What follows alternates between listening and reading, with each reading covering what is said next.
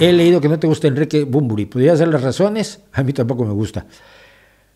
2. Primero, no, 3. Primero, es un pesado. Pero es un pesado.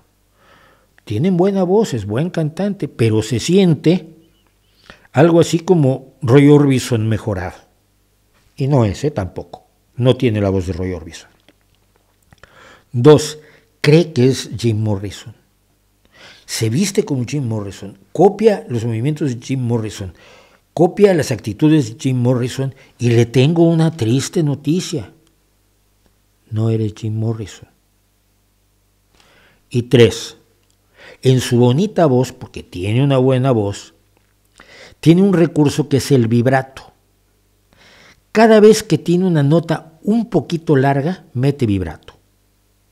Mete vibrato. Y ya si la nota dura un compás o 2, y puede decir, muchísimo, y meter vibrato, pero a romper, lo hace. El vibrato es un recurso vocal, nada más. Y por otra parte se me hace un sujeto con poca, ya sé la cuarta, perdón, me faltaba también, me hace que tiene muy poca dinámica, tanto en sus volúmenes como en su expresividad. Siempre está inaugurando el futuro con sus canciones. Nunca es tierno y dulce, enérgico, melancólico, afirmativo, cabreado. No, siempre lo canta todo igual. Pues después, yo oigo mucho Rock FM, que es una estación que hay aquí, y la ponemos cuando vamos en el auto.